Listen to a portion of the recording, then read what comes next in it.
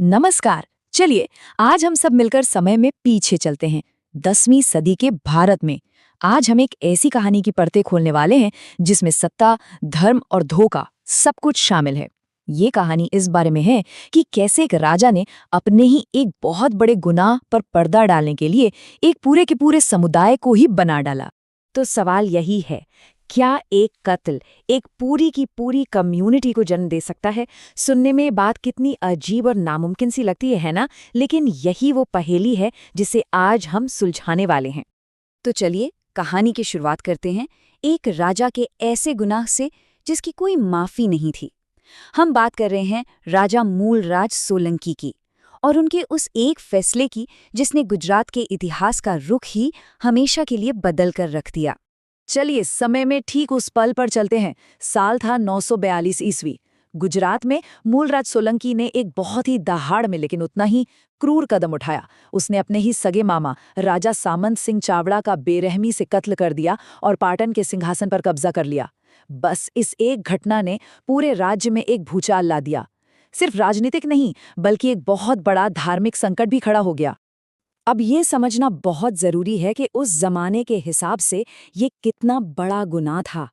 एक गद्दी पर बैठे राजा का कत्ल करना सिर्फ एक राजनीतिक चाल नहीं थी, बल्कि इसे एक घोर पाप माना जाता था। और इस पाप से मुक्ति पाने का सिर्फ एक ही रास्ता था, और वो रास्ता था खौफनाक आत्मदाह, यानी खुद को आग लगा लेना। तो जरा सोचिए, मूलराज के लिए सब कुछ दांव पर लगा था। अब कहानी में आता है एक बड़ा टकराव। ये टक्कर थी शाही ताकत और धार्मिक सत्ता के बीच। एक तरफ था राजा और दूसरी तरफ एक ऐसी दीवार आकर खड़ी हो गई जिसे वो अपनी पूरी ताकत लगाकर भी हिला नहीं पा रहा था। और ये दीवार कौन थे? ये थे श्रीमाली ब्राह्मण। देखिए, वो सिर्फ पूजा पाठ करने वाले पंडित नहीं थे, वो उस वक्त की सुप्रीम कोर्ट और धार्मिक अथॉरिटी सब कुछ थे। वो पुराने चावड़ा राजवंश के पूरी तरह से वफादार थे और किसी भी नए राजा को मान्यता देने का हक सिर्फ उन्हीं के पास था। और उन्होंने साफ साफ कह दिया कि एक खूनी को, एक हत्यारे को हम अपना राजा कभी नहीं मानेंगे। बात खत्म। अब इस मुश्किल से निकलने के लिए मूलराज ने क्या क्या नहीं किया। पैसों का लालच दिया, रिश्वत की कोशिश की, यहाँ तक कह दिया कि मैं एक बहुत बड़ा शिव मंदिर बनवा दूंगा। लेकिन श्रीमाली ब्राह्मण टस से मस नहीं हुए। वो अपने उसूलों पर एकदम चट्टान की तरह अड़े रहे। उनकी बस एक ही मांग थी, इंसाफ। और उनके लिए इंसाफ का मतलब था राजा का आत्मदाह। तो अब सवाल ये खड़ा होता है कि जब एक राजा की सारी ताकत, सारी सल्तनत पंडितों के आशीर्वाद के बिना किसी काम की ना रहे, तो वो राजा क्या करता है? बस यहीं से कहानी में एक ऐसा स्मार्ट ट्विस्ट आता है जिसकी किसी ने उम्मीद नहीं की थी। और इस मुश्किल घड़ी में एंट्री होती है राजा के सबसे चतुर मंत्री माधव की। माधव के दिमाग में एक प्लान था, एक ऐसा प्लान जो बहुत ही डेयरिंग था और पूरी तरह से सीक्रेट। एक ऐसा दांव जो या तो सल्तनत को बचा लेता या हमेशा के लिए डुबो देता। तो आखिर ये प्लान था क्या? सुनिए, सबसे पहला कदम, गुपचुप तरीके से कुछ लोगों को उत्तर भारत भेजा गया, गंगा यमुना के इलाकों में। उनका मिशन क्या था? वहां से बड़े बड़े विद्वान ब्राह्मण परिवारों को ढूंढ कर लाना। दूसरा कदम, उन्हें गुजरात आने के लिए मनाना। और कैसे? उन्हें जमीन, दौलत और हमेशा के लिए शाही सपोर्ट का एक ऐसा ऑफर दिया गया जिसे मना करना मुश्किल था। और प्लान का सबसे जीनियस हिस्सा, ये परिवार अलग अलग जगहों से चुने गए थे ताकि कोई एक ग्रुप इतना ताकतवर ना हो जाए कि कल को राजा को ही चैलेंज करने लगे। कमाल की सोच थी, है ना? तो इस जबरदस्त प्लान का नतीजा क्या हुआ? इसका नतीजा था एक बहुत बड़ा माइग्रेशन, एक ऐसा सफर जिसने एक पूरी की पूरी नई कम्युनिटी को ही जन्म दे दिया। ये जो नंबर है ना, 1037, ये सिर्फ एक नंबर नहीं है। सोचिए, 1-2 नहीं, 100 भी नहीं, पूरे 1037 परिवार। ये एक तरह का काफिला था, एक बहुत बड़ा माइग्रेशन जिसने गुजरात की पूरी सोशल और रिलीजियस तस्वीर हमेशा हमेशा के लिए बदल दी। तो ये जो नए लोग आए, इन्हें एक नया नाम मिला, एक नई पहचान मिली, औदिच्य। ये नाम कहाँ से आया? बहुत सिंपल है। संस्कृत में उदीच्य का मतलब होता है उत्तर दिशा। मतलब जिस दिशा से वो आए थे वही उनकी पहचान बन गई। और फिर इस पहचान को ऑफिशियल भी बना दिया गया। उनका पूरा नाम रखा गया सहस्र औदिच्य भ्रमण।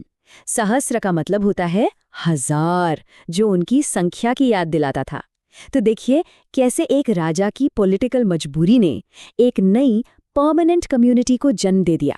इन परिवारों को श्रीस्थल, जो आज का सिद्धपुर पाटन है, वहां बसाया गया और अब यही राजा मूलराज के नए ऑफिशियल धार्मिक गुरु बन गए। लेकिन कहानी में एक छोटा सा ट्विस्ट और भी है। इन 1000 से ज्यादा परिवारों में से 37 परिवारों को जब पूरी असलियत पता चली तो उन्होंने इस धोखे का हिस्सा बनने से साफ मना कर दिया और वो उस ग्रुप से अलग हो गए। तो चलिए अब कहानी के आखिरी हिस्से में चलते हैं। ये देखते हैं कि इस पॉलिटिकल मास्टर स्ट्रोक का उस राज्य और इस नई कम्युनिटी पर लॉन्ग टर्म में क्या असर हुआ। अब राजा मूलराज ने अपने इस कदम को सही कैसे ठहराया। उनका कहना था कि देखिए, अगर देश में धर्म, व्यापार और तरक्की चाहिए तो एक मजबूत राज्य का होना बहुत जरूरी है। मतलब उनके हिसाब से ये एक कड़वी गोली थी जो राज्य की सेहत के लिए निगलनी ही पड़ी। और सच कहें तो ये प्लान काम कर गया। सोलंकी वंश ने इसके बाद लगभग 300 साल तक राज किया और वो दौर गुजरात के लिए खुशहाली का दौर माना जाता है।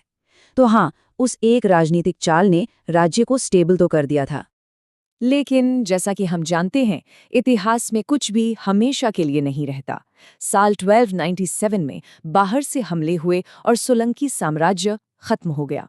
और जैसे ही राजा का तख्त गिरा, औदिच्य ब्राह्मणों के सर से भी शाही सपोर्ट का हाथ हट गया। अब जब कोई राज्य ही नहीं बचा जिसकी सेवा करनी थी, तो इस कम्युनिटी ने क्या किया? उन्होंने हार नहीं मानी। वो पूरे देश में फैल गए, खेती और छोटी-मोटी पुरोहिती जैसे नए काम अपना लिए और अपनी पहचान को जिंदा रखा। मतलब जिस राज्य ने उन्हें बनाया था, उसके खत्म होने के बाद भी उनकी कहानी चलती रही। और ये कहानी हमें एक बहुत बड़े और गहरे सवाल के साथ छोड़ जाती है। जरा सोचिए, इतिहास में कितनी बार ऐसा हुआ होगा कि पूरी की पूरी कम्युनिटी की पहचान किसी एक राजा की, किसी एक पल की राजनीतिक जरूरत ने बना दी हो। ये सिर्फ एक कहानी नहीं है, ये इस बात का सबूत है कि कैसे सत्ता, धर्म और हालात मिलकर आने वाली न जाने कितनी पीढ़ियों की किस्मत लिख देते हैं।